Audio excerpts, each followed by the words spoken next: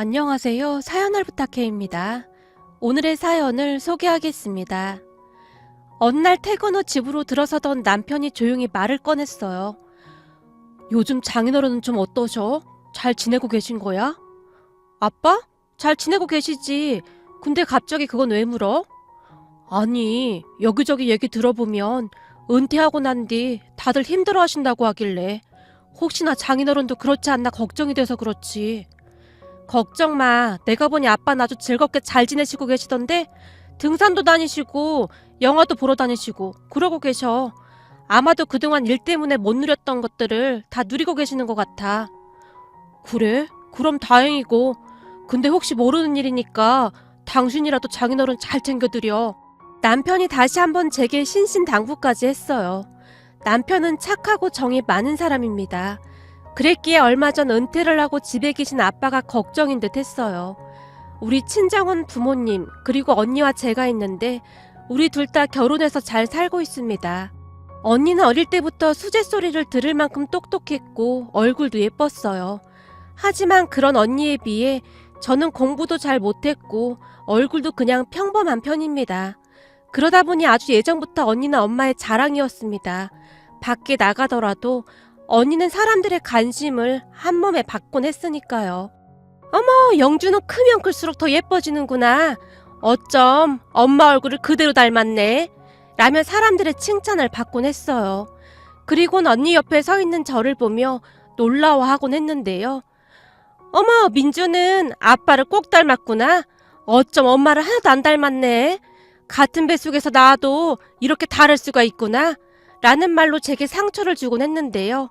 문제는 엄마와 언니조차도 그러한 말을 즐기는 듯 했습니다. 엄마, 쟤는 왜 저렇게 못생겼어? 앞으로는 쟤 데리고 다니지 말자. 창피하단 말이야. 저번에 내 친구들이 내 동생 맞냐고 몇 번이나 물어봤단 말이야. 그러게 말이다. 둘이 안 닮아도 이리도 안 닮을 수가 있다니. 민주는 니들 할머니를 꼭 빼닮아서 그래. 내가 민주가 졌을 때 니들 할머니를 참 많이 미워했었거든. 그랬더니 니들 할머니를 그대로 닮았지 뭐니. 민주는 앞으로 우리랑 조금 떨어져서 걸어와. 언니가 너 때문에 창피하다고 하잖니. 엄마가 긴 한숨을 쉬며 제게 말했어요.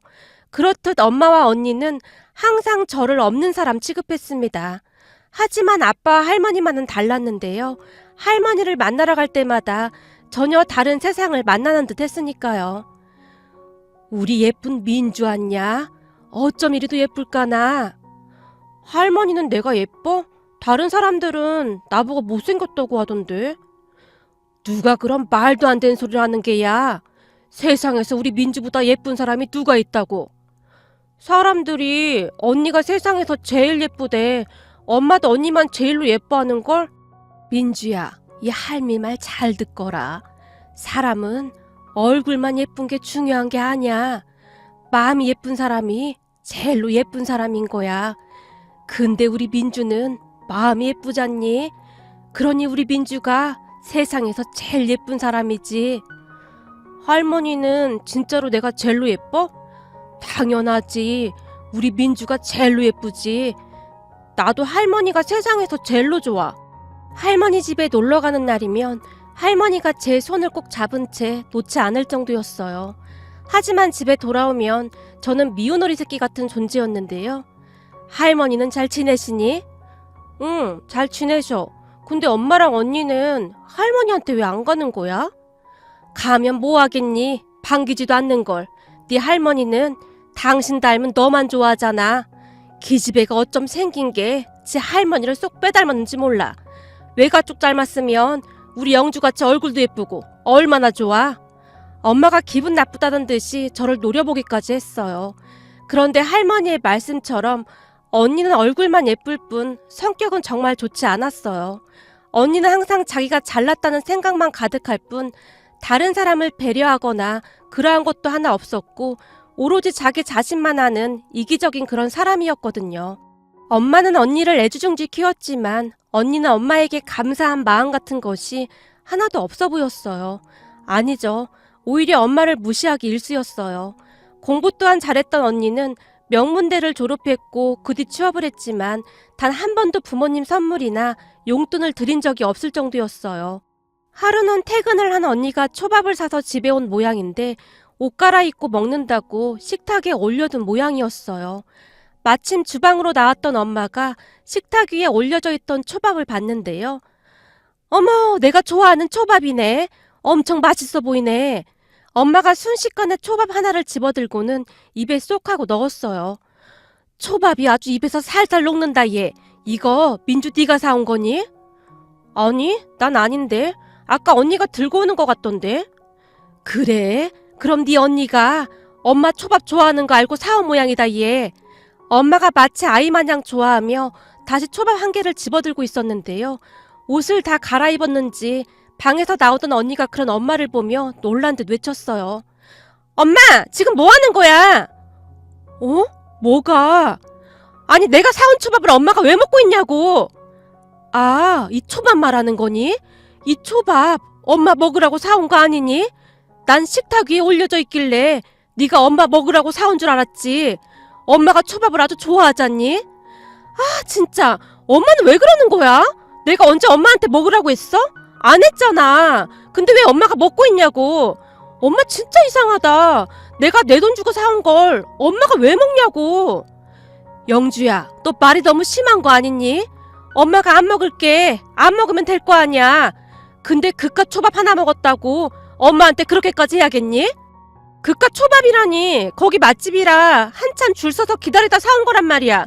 근데 엄마가 그걸 먹어버린 거란 말이야. 내가 내 돈 주고 산 걸 엄마가 왜 말도 안 하고 먹냐고. 알았어, 알았다고. 하나밖에 안 먹었다고. 먹긴 먹은 거잖아. 개수 맞춰서 사온 건데 엄마가 먹은 거잖아. 언니가 집안이 떠내려가라 소리를 지르고 있었어요. 언니의 목소리가 어찌나 카랑카랑하게 울려대던지 방에 있던 아빠까지 문을 열고 나오셨어요. 아니 무슨 일인데 이 난리야. 엄마가 내가 사온 초밥을 먹어버렸단 말이야. 내 건데 엄마가 말도 없이 왜 먹느냔 말이야. 개수 딱 맞춰서 사온 건데. 언니가 마치 미친 사람 마냥 다시 소리를 질러댔어요. 뭐야, 그러니까 네가 사온 초밥을 네 엄마가 먹은 것 때문에 지금 이 난리가 난 거다 그 말인 거냐? 사올 때 가족들하고 같이 먹을 수 있게 넉넉하게 사왔으면 됐잖아. 너만 입이냐?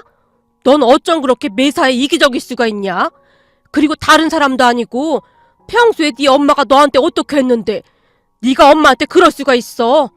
세상 참 말세다 말세야. 그러게 내가 당신한테 뭐라고 했어. 자식 교육 잘 시키라고 했지. 공부 잘해서 대기업 들어가면 뭐하냐고.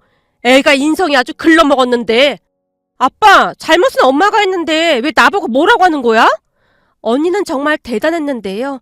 본인이 뭘 잘못했는지 전혀 모르는 듯한 그런 표정이었어요.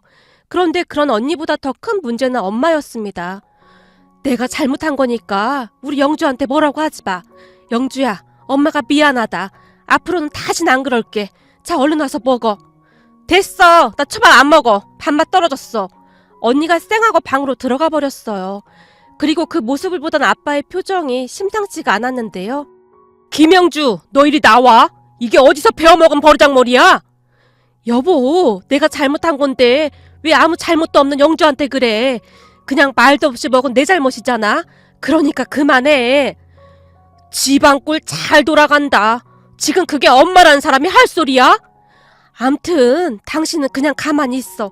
내가 다 알아서 할 테니까. 엄마가 아빠를 노려보며 안방으로 들어갔어요. 아빠, 화 풀어. 언니도 화가 나서 그런 걸 거야.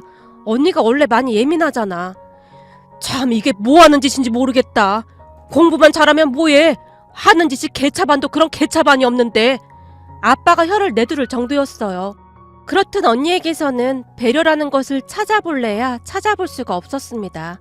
사실 위의 이야기들은 그냥 하나의 사소한 사건일 뿐 더 심한 일도 많았으니까요. 그랬으니 할머니와 아빠는 언니를 아예 사람 취급도 하지 않을 정도였어요. 어느 날은 할머니가 우리 집에 놀러 오신 적이 있었는데요. 식사를 하기 위해 다 같이 식탁에 앉았는데 언니가 기가 막힌 행동을 하기 시작했어요. 엄마, 난 방에 들어가서 밥 먹을게. 뭐? 왜 방에서 밥을 먹어? 엄마도 알다시피 나 친하지 않은 사람이랑 밥 같이 못 먹잖아. 그리고 할머니한테서 좀 이상한 냄새도 나서 같이 먹으면 체할 것 같아. 언니가 아무렇지 않은 표정으로 말했어요. 그 순간 엄마의 표정이 심각하게 변해 있었는데 아마도 그쯤에서부터 엄마도 언니의 행동에 큰 실망을 한 것 같아 보였어요. 그리고 언니의 말에 아빠의 표정이 무섭게 바뀌었는데요. 김영주, 너 지금 그게 무슨 말버릇이야? 내가 뭘? 가만 보면 아빠는 항상 나한테만 시비야. 내가 뭘 그렇게 잘못했다고 그래? 너 지금 네가 뭘 잘못한 건지 진짜 모르고 있는 거냐? 아님 모른 척하는 거냐? 할머니한테 말버릇이 그게 뭐야? 내가 원래 거짓말을 못하잖아. 그니까 사실대로 말한 건데 그게 뭐가 잘못됐다는 거야? 언니가 오히려 이해가 안 된다는 표정으로 가족들을 둘러봤어요. 그 모습을 보며 할머니가 한마디를 하셨는데요. 어쩜 같은 뱃속에서 나왔는데 달라도 이리 다를까나. 그죠 할머니? 내 동생이랑 나랑 달라도 너무 다르죠? 엄마가 그러는데 쟤는 할머니 닮아서 못생긴 거래요. 언니가 키득키득 웃으며 말했어요. 그런 언니의 모습에 우리 모두 입을 딱 벌리고 있을 뿐이었고요. 그렇듯 언니는 참으로 이기적인 모습으로 세상을 살아가고 있었습니다. 그러던 어느 날 언니가 결혼을 하겠다고 남자친구를 데리고 왔어요. 언니의 남자친구는 명문대를 졸업하고 공기업을 다니는 수재라고 했어요. 언니의 말에 따르면 그동안 언니를 따라다니는 사람이 엄청 많았다는데 그 중에서 고르고 고른 사람이라고 했으니까요. 내가 우리 회사에서 인기 짱이거든? 나 좋아한다고 고백한 사람이 한둘이 아니야. 근데 다들 성에 차지 않더라고. 그렇게 고르고 골라서 만난 사람이야. 집안도 엄청 빵빵하고 학벌도 좋고 인물도 괜찮고 내가 엄청 엄선해서 고른 사람이야. 언니가 의기양양한 표정으로 말했어요.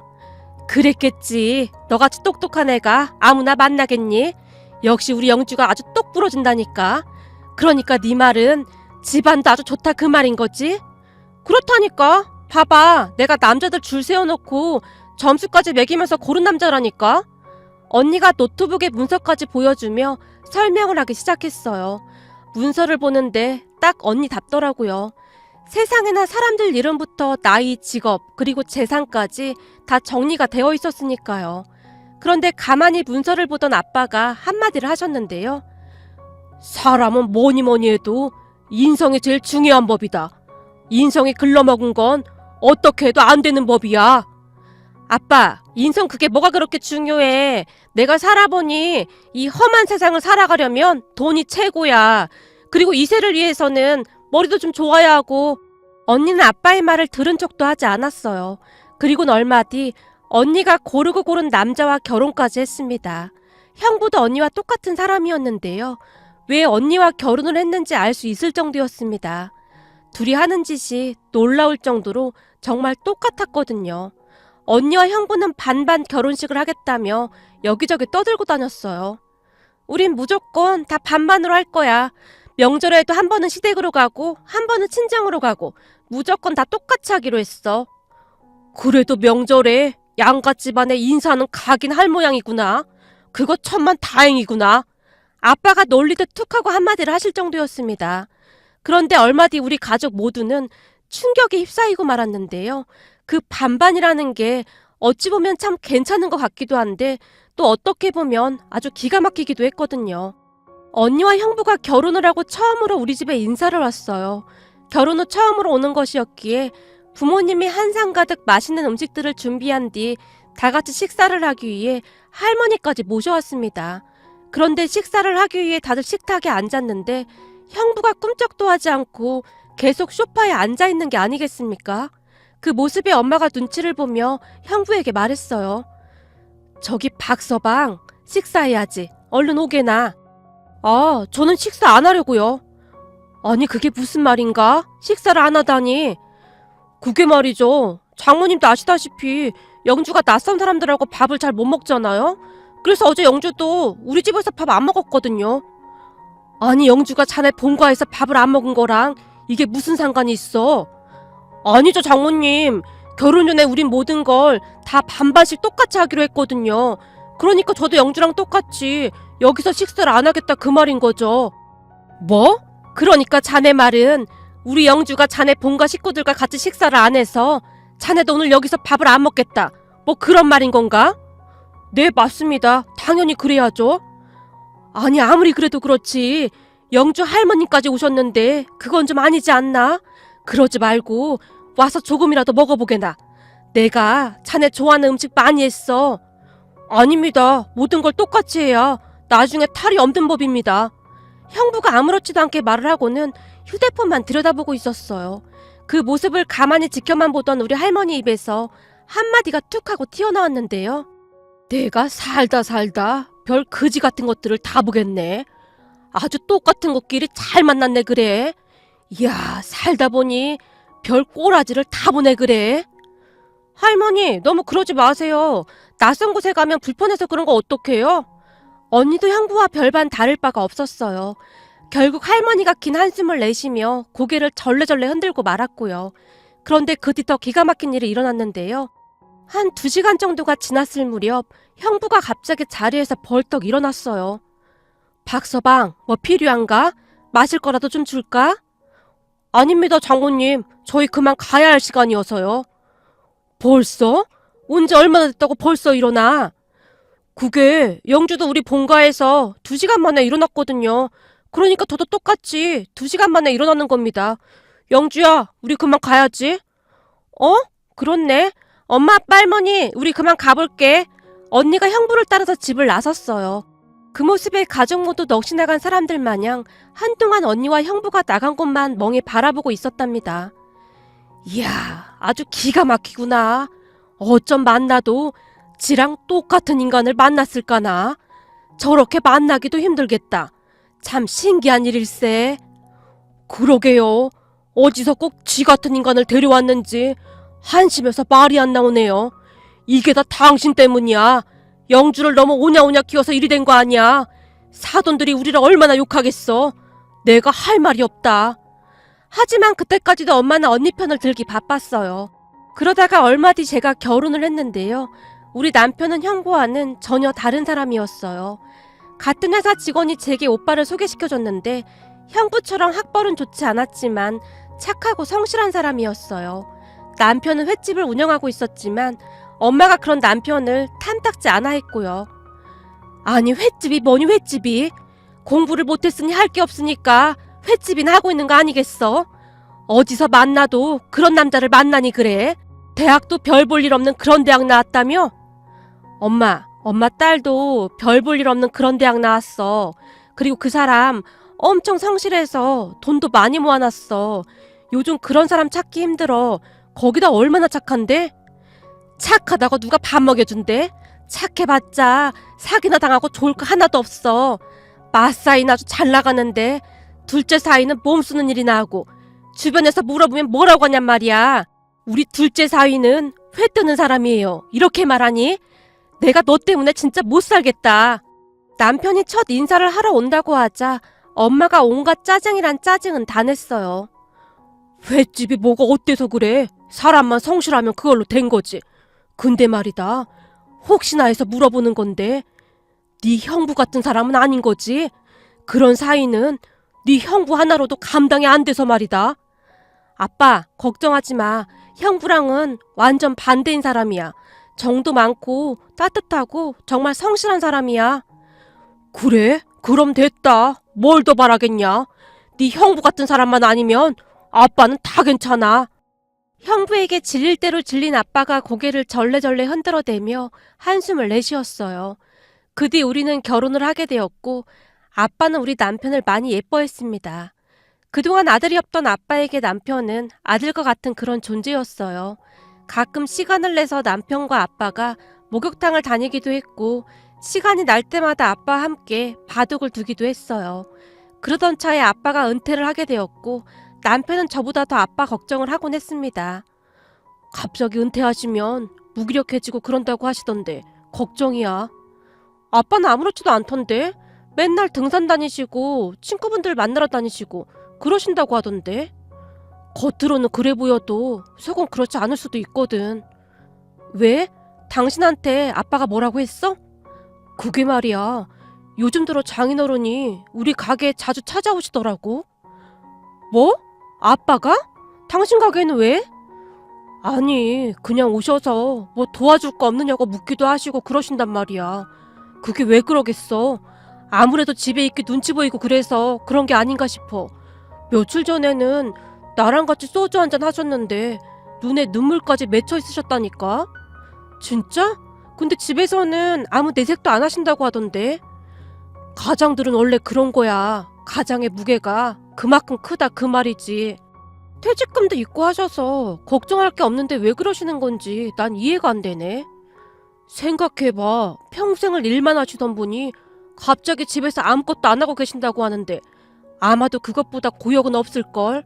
그래서 말인데 장인어른한테 우리 가게에 와서 같이 일해보자고 할 생각인데 괜찮을까? 뭐? 당신 횟집에서? 그럼 장인어른도 심심하지도 않고 괜찮을 것 같은데? 그럼 당신 힘들지 않겠어?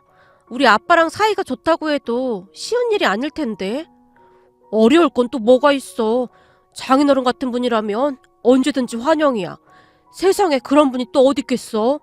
남편은 그 누구보다도 우리 아빠를 따르고 의지하곤 했는데요. 아무래도 돌아가신 시아버님께서 가족들을 많이 힘들게 했던 모양이었어요. 그 뒤 남편이 친정 부모님을 찾아가서 어렵게 말을 꺼냈습니다.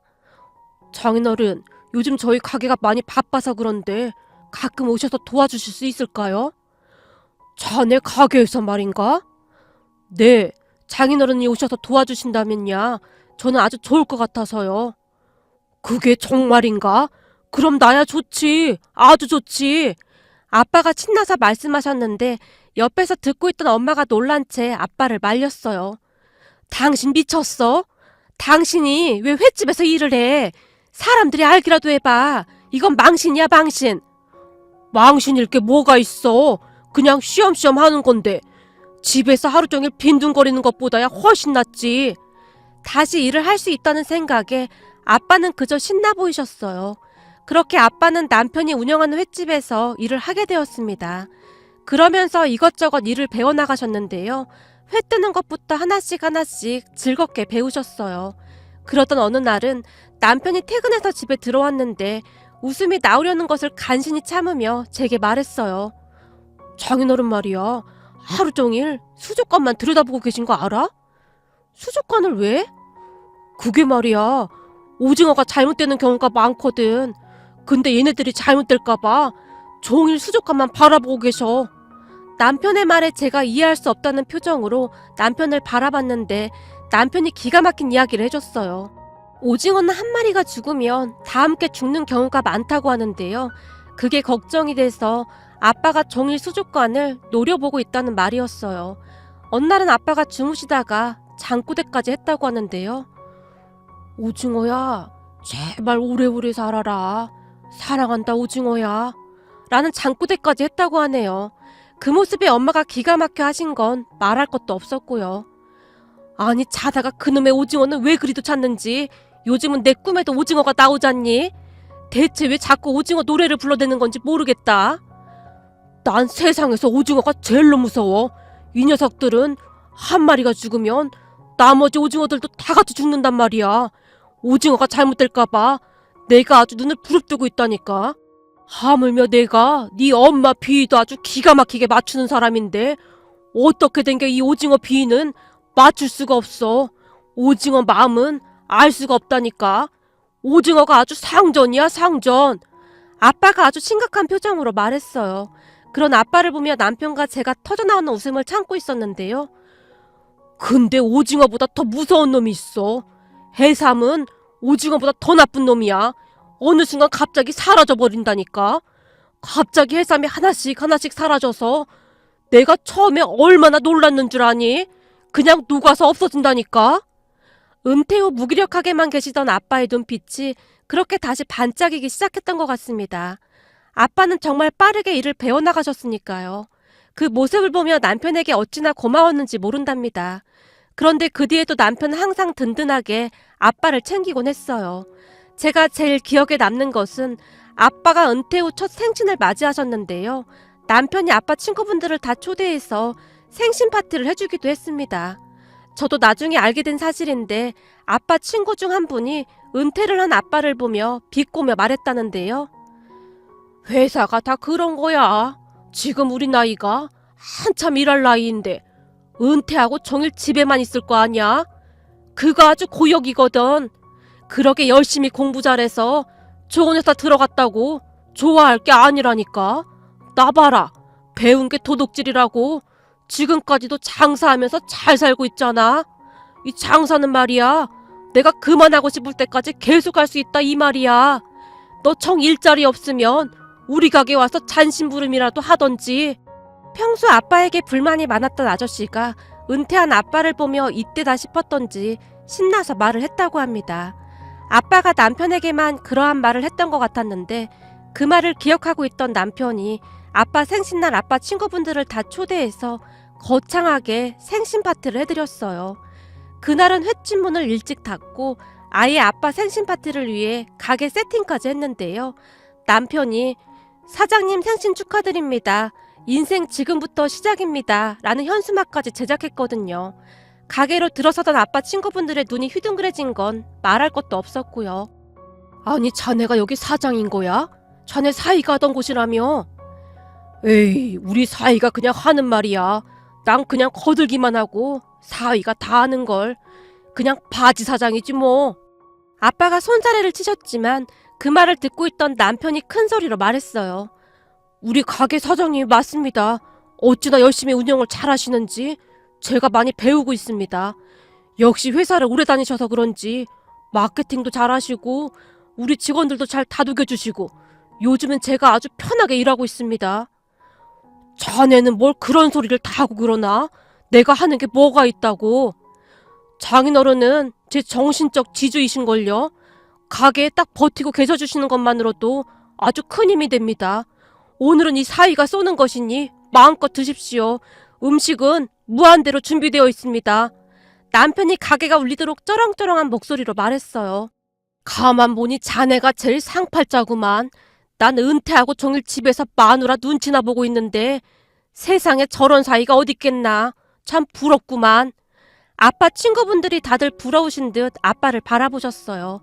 물론 은퇴한 아빠를 대놓고 무시하던 그 친구분도 많이 놀란 표정이었는데요. 아빠와 남편의 모습을 보며 기가 죽은 것인지 아무 말도 못하고 계시더라고요. 그리고 그러한 모습을 보며 엄마의 마음도 조금씩 바뀌어가기 시작했습니다. 내가 나이를 헛먹었다. 이렇게 속 깊은 사이를 함부로 대하고 명문대 나오면 뭐하겠니? 인정머리라고는 눈꼽만치도 없는데 난 우리 둘째 사이가 제일로 좋다. 이래서 사람은 정이 있어야 하는 거야. 형부와 언니에게 질릴 대로 질린 엄마의 눈시울이 붉어져 있었어요. 사실 언니와 형부의 만행은 그 뒤로도 이루 말할 수가 없을 정도였으니까요. 결국 부모님도 두 손 두 발 다 들은 채 제발 집에 좀 오지 말라고 부탁을 할 정도였어요. 그러던 어느 날 할머니께서 우리에게 말씀하셨어요. 내가 나이도 있고 하니 이제 가지고 있는 걸 조금씩 정리해야 할 것 같아서 말이다. 어머님 염두 정도면 아직도 젊으신데 그런 말씀 마세요. 아니다. 네 아버지랑 내가 악착같이 모은 재산인데 잘 정리해야 하지 않겠니? 어머님 재산은 이 집만 있는 거 아니었어요? 아니면 뭐가 더 있으신 거예요? 네 시아버지 생전에 벌어놓은 거 내가 잘 가지고 있었지. 그래서 말인데 난 내 재산을 전부 우리 민주한테 주고 싶구나. 민주한테 전부 다요? 그래. 민주한테 전부 다 증여할 생각이다. 우리 민주 정도 되면 좋은 일에 잘 쓰리라 믿거든. 할머니, 그냥 아빠한테 상속하면 되잖아. 왜 굳이 나한테 준다는 거야? 이 할미 맘이 그래. 할미는 너한테 다 주고 싶어. 그동안 니들 부부가 이 할미를 좀 살뜰히 살폈니? 아무리 그래도 내가 다 받기엔 좀 그런데 언니가 알면 좀 그럴 것 같기도 하고. 네 언니 걱정은 하지 말거라. 네 언니한테는 절대로 한 푼도 못 주니까. 할머니께서 단호하게 말씀하셨어요. 그렇게 저는 할머니의 재산을 모두 증여받게 되었습니다. 그 부분에 대해서 부모님도 더 이상 아무 말도 하지 않으셨는데요. 아마도 할머니께서는 우리 부부가 부모님을 잘 챙기리라는 것을 믿어 의심치 않는 듯 해보였어요. 그런데 그 사실을 알게 된 언니가 할머니한테 득달같이 쫓아가서는 난리를 피워댔어요. 할머니, 나도 할머니 손녀인데 왜 민주한테만 다 준 거예요? 민주가 할머니를 어떻게 꼬셨는지는 모르겠지만 이건 아니죠. 공평하게 반반씩 나눠줘야 하는 게 맞는 거잖아요. 네가 그동안 한 걸 생각해보거라. 너라면 너한테 주고 싶겠냐? 사람 마음은 다 똑같은 거야. 그러니 더 이상 아무 말도 하지 말거라. 할머니께서 언니를 그냥 내쫓으셨다고 합니다. 그렇게 쫓겨난 언니가 바로 부모님께 쫓아갔다는데요. 어떻게 이럴 수가 있어? 할머니가 민주한테 증여한 돈 액수가 얼만 줄 알기나 해? 우리 부부가 평생 회사 다녀도 절대 만져볼 수도 없는 돈이란 말이야. 그런데 그런 큰 돈을 나보다 공부도 못하고 얼굴도 못생긴 그런 민주한테 다 준다고? 지금 이게 말이나 된다고 생각해? 받으려면 똑똑하고 예쁜 내가 받는 게 당연한 거잖아. 네가 그동안 한 행동들을 생각해봐. 나 같아도 너한테 절대 안 주겠다. 할머니한테 냄새난다고 밥도 같이 안 먹는 너한테 할머니가 왜 돈을 주겠냐? 이게 다 네 업보야, 업보. 그러게 평소에 할머니한테 잘했으면 좀 좋아. 쓸데없는 말 하지 말고 그냥 가. 양심이 없어도 너무 없네. 아니, 엄마가 나한테 어떻게 이럴 수가 있어? 나도 할머니 손녀인데 당연히 반은 내가 받아야 하는 게 맞는 거잖아. 아유, 그놈의 반반 소리 듣기 싫어 죽겠네 아주 그냥. 넌 가서 네 반반 남편이랑 반반 하면서 잘 살면 되잖니? 내가 오죽하면 이러겠냐? 나도 니들 부부 꼴 보기 싫으니까 앞으로 찾아오지 마. 알았어. 그럼 나도 절대 친정에 안 올 거야. 그런 줄 알아? 언니가 엄마에게 쏘아붙인 채 가버렸답니다. 그 뒤 언니는 우리 가족과 아예 연을 끊고 살고 있습니다. 물론 언니는 한동안 제게 할머니께 받은 것 중 반은 자기 몫이니 내놓으라고 소리소리를 질러대기도 했어요. 넌 양심도 없니? 할머니가 너한테 전 재산을 다 줬다고 그걸 낼름 받는 애가 어딨니? 이럴 경우에는 네가 알아서 당연히 반은 날 줘야 하는 게 맞는 거잖아. 이래서 뭐든지 반반씩 하는 게 제일 합리적인 거야. 지금도 딱 봐라. 너가 반반의 개념을 몰라서 그런 거잖아. 너도 이제부터 반반이라는 것에 대해 좀 익숙해지려고 노력해봐. 암튼 그 반은 당연히 내 거니까 정확히 반 떼서 나한테 줘. 라며 아주 당당하게 말을 했거든요. 하지만 제가 뜻대로 해주지 않자 한동안 노발대발 하더니만 이제는 아예 발걸음조차 하지 않고 있어요. 그리고 우리 가족은 나름대로 잘 지내고 있답니다. 어느새 아빠는 혼자 회도 뜰 만큼 많이 발전을 하셨고요. 일을 하는 내내 즐거워하시는 아빠를 보며 얼마나 다행인지 모르겠습니다. 할머니 또한 연세가 많긴 하시지만 식사도 잘 드시고 아주 건강에 잘 지내고 계신답니다. 요즘은 언니가 찾아오지 않아 오히려 평화롭다는 생각마저 드네요. 그놈의 반반 이야기를 안 듣게 돼서 가족들 모두 좋아할 정도니까요. 언니와 형부는 여전히 그렇게 반반으로 살고 있는 것 같은데 둘이 워낙 똑같은 사람이기에 그냥저냥 살고 있는 것 같더라고요. 한 번은 안 사돈 어른에게 연락이 왔다는데 엄마에게 진지하게 물으시더랍니다. 아니, 요즘 애들이 집에를 아예 안 오는데 무슨 일 있는 거 아닌지 걱정이 돼서요. 우리 아들 말 들어보니 그 반반인가 뭔가가 어쩌고 저쩌고 하면서 지금 처가에도 안 가고 있으니 본가에도 못 간다. 이 지랄을 하는데 아유, 죄송합니다. 제가 하도 기가 막혀서 그만 말이 헛나왔네요. 암튼 그렇다고 아예 발길을 끊었는데 별일 없으신 거죠? 안 사돈 어른조차도 기가 막히다는 듯이 연락을 해오셨다고 하네요. 가만 보면 사돈 어르신들은 아주 정상적으로 보이던데 형부가 그러는 거 보면 정말 이해가 안 되더라고요. 반반의 의미가 그런 의미인 줄은 잘 모르겠지만 말이죠. 오늘의 사연은 여기까지였습니다. 즐겁게 보셨다면 구독, 좋아요 부탁드립니다. 고맙습니다.